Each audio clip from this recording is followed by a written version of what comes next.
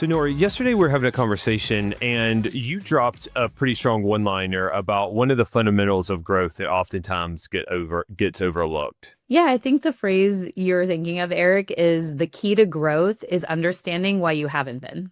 And that was like such a powerful, like I was doing something else and like I left to write that down because I think that's one of the areas that causes frustration. We are oftentimes talking to agency owners that are frustrated by growth because they're doing things or they want to grow and they don't understand why not. And it's that reality that there's something holding you back, not knowing what that is fundamental to being able to then move forward. Yeah, and that's actually why we designed our growth readiness assessment, Vitals. So maybe we can talk a little bit about that and what Vitals helps agency owners understand about their readiness or lack of readiness to grow.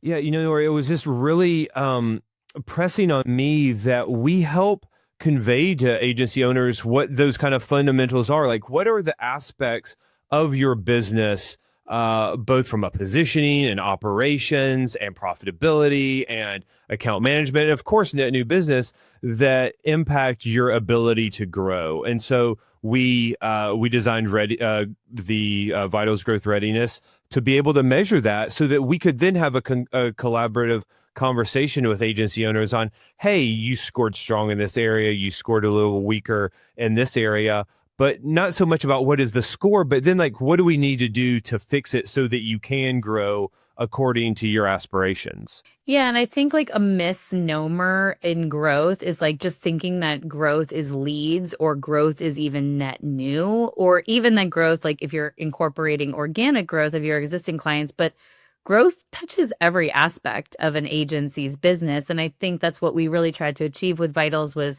not only unpacking what's happening with go-to-market readiness and positioning and the things you might commonly think of that, center around your ability to develop net new business, but also like in your operations, in your people ops, in your financial management, like all these different approaches and like departments within the agency, they impact growth too. And like my experience as an agency business developer in the past when I was inside the four walls is that I had to work very closely with all of my other team leads. Like I was heading up business development, but I had another team member that was heading up operations and profitability. I had another team member that was heading up finance, another team member that was heading up people ops and HR, another team member that was heading up, analytics and media and the performance aspect of things. So all of those things together and also account management when you're thinking about organic growth, we all had to work together to grow the agency holistically. Like it really is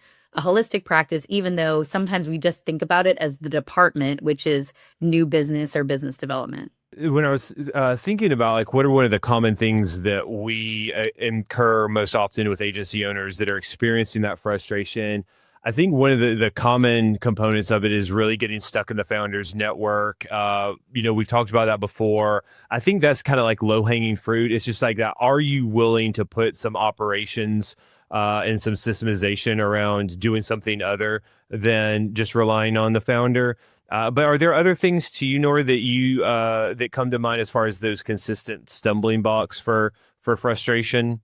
Yeah, I mean, one that we see a lot of time is like basically having a product market fit, but really like a service market fit, right? Like just because you delivered certain services or had certain departments in the past for your agency, is that still a fit with what your ICP needs and wants today in the business? And I think a lot of agencies are struggling with that at the moment with the shift into AI and the shift into new ways of working, also the proliferation of various different media channels that we now have to think about and the audiences that are in those channels. So, I think evaluating your service mix and really listening to your clients, really listening and having a pulse on what is it that they need and want, like what is tied to their success, what's on the line for them. One thing we've been hearing a lot of chatter about in the industry lately is everyone's focused on ROI.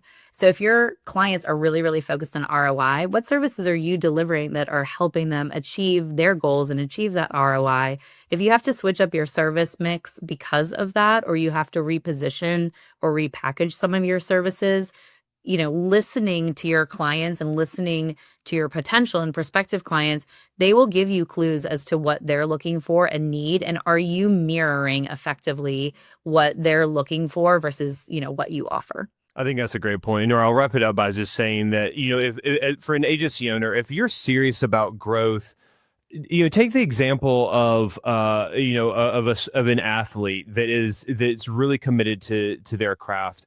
Get some outside perspective. Measure what is allowing you to be successful, and then what components of your craft and your business are holding you back. Don't just go into it blind, or don't just kind of keep going and hitting your head against like the same obstacles. Whether that's having a conversation with us, using our vitals tool, find another consultant or another expert that can really give you that outside perspective to help uncover some of maybe the hidden barriers, the things you didn't know or that you didn't see, or just really confirm, hey, agency owner, like, yeah, this is an area that you really need to tighten up, or you need to apply some resource to, because it's truly holding you back. Yeah, I mean, I think again, the point about knowledge is power, right? Like two things are true. Knowledge is power and ignorance is bliss. And I think sometimes like people almost don't want to know, like they don't truly want to know what's holding them back, or they're scared to know. They fear to know what's actually holding them back, because by knowing, that means you're going to have to address it and you're going to have to fix it. So I think that's a really good introspective question to ask yourself as an agency owner and leader is, do I want to know? And if I do then know, what will I do about it? So if you feel like, yeah, I'm ready to know, like no matter what I learn, that knowledge will be powerful for me and for my team, and I'm ready to move forward, I'm ready to make change. Or do you want to keep not knowing what's holding you back? I hope that most of our listeners will feel like they're ready to know what's holding them back. Yeah, absolutely. Well, thanks for that, Nora. And thank you for joining us and kind of listen to our perspective on the fundamental component of growth is knowing what's holding you back. And thanks for joining us for No Sweat. We'll see you next time.